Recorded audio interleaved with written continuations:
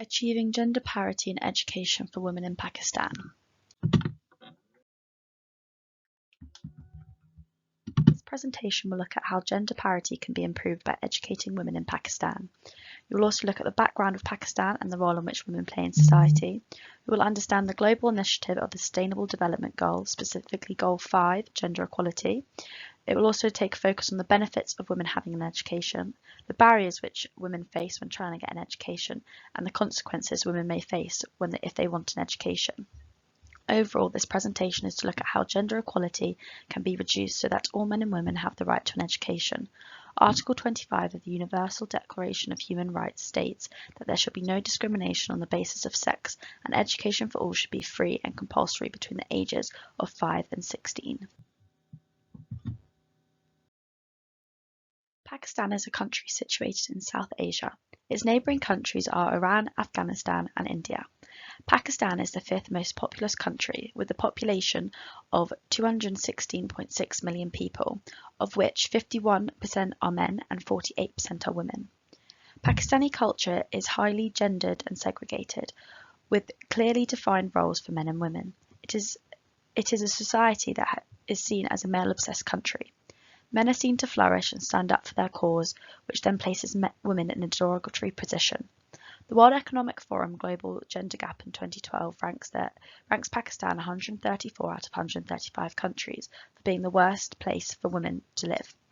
Moreover, over the years, this has not improved, as in 2020, Pakistan was ranked 151 out of 153 countries, with a gender gap of 0.56. Based on this statistic, Pakistan is the least gender equitable country in Asia and Pacific region, compared to Iceland, which is ranked number 1 in the Global Gender Gap 2020 with a gender parity of 0.877. In Pakistan, the role of the women is to maintain the family. Within the Islamic legal system, marriage and parenthood are primary objectives, as this is the formation and preservation of a stable family. Women are required to cover their faces as soon as they become teenagers, and many of them marry at the age of 15. It is viewed that men are in charge. They must provide for their wives and children. If women break such customs and traditions, they are punished with violence, beating, sexual abuse, burning, and even death, leading to women living in fear for asserting their rights. This is because they are seen as going against the patriarchal order. However, the only way for women in Pakistan to understand their rights is to have an education. Therefore, women not to be educated means that they always be persistently less persistent in the labour market than men and treated as the inferior sex, who are to be reined in by men. Pakistan struggle with their dynamic development, modernisation, religion and traditions, which significantly impact gender equality. Even after 65 years of independence, the educational system in Pakistan is still underdeveloped, underperforming, has low levels of adult literacy, few admission rates, high dropout rates, and gender and provincial disparity. The Sustainable Development Goals were introduced in September 2015. These cover 17 goals, each covering an array of different topics associated with sustainable development. Each goal aims to end poverty by 2030. The aim is to build an inclusive, sustainable, resilient future. But for that to be achieved, economic growth, social inclusion and environmental protection all have to go hand in hand. The main sustainable development goal that will be looked at in this presentation is Goal 5, Achieving Gender Equality and Empower for all women and girls. Women worldwide suffer from a lack of access, decent work, face occupational segregation and gender wage gaps. Mainly in deprived countries, gender equality is seen more, which impacts female life chances and their achievements. Most of the poorest people in the world are women, and what makes them poor is the discrimination they face because of their gender. Sustainable Development Goal 5 is important because it aims to end all discrimination against women and girls, and it is critical for a sustainable future. It can increase economic growth and development, eliminate all forms of violence, including trafficking and exploitation, eliminate harmful practices, and ensure equal opportunities. 5.1 of the Achieving Gender Equality and Empower All Women and Girls states that to achieve gender equality, all forms of discrimination against women and girls should be stopped. This coincides with the Equality Act 2010 in schools, which states that schools must make sure that pupils of one sex are not singled out and that certain practices do not lead to unfair treatment. Education is a fundamental human right. Education can help reduce poverty, drive sustainable economic growth, prevent inequality and justice, lead to better health, and also help protect the planet.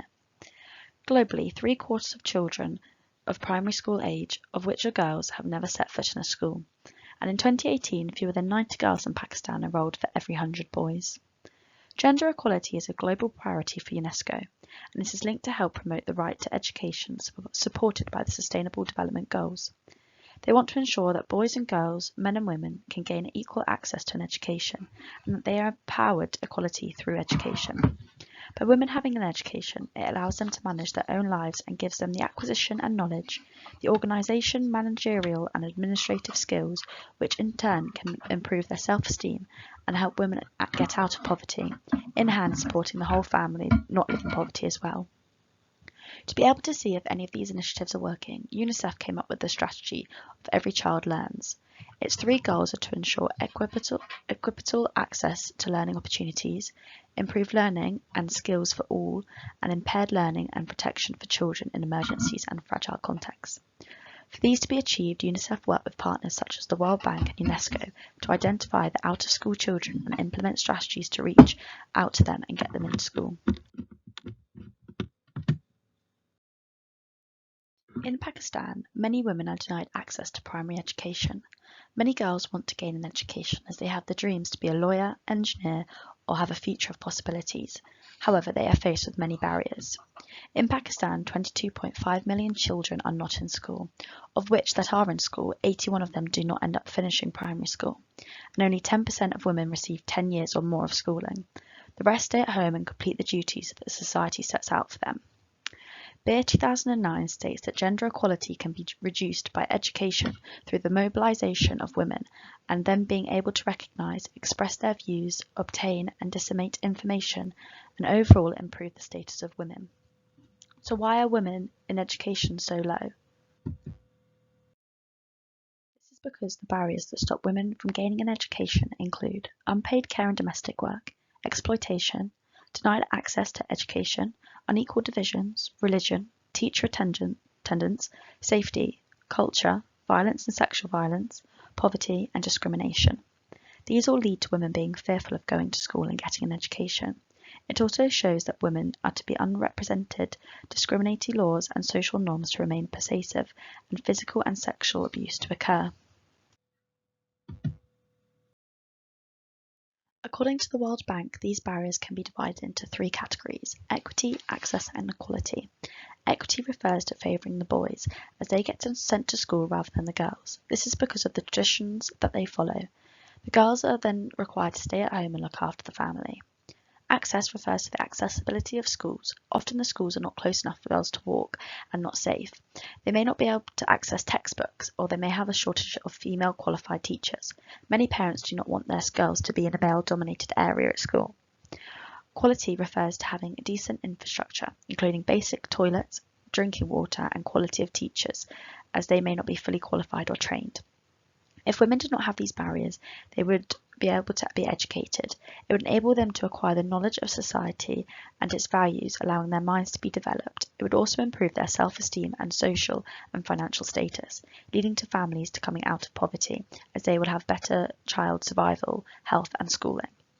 This is supported by Chowdhury 2009, who investigated the factors affecting poverty in Pakistan and concluded that alleviation of poverty is possible by lowering the household size and dependency ratio, including improving education and increasing female labour participation.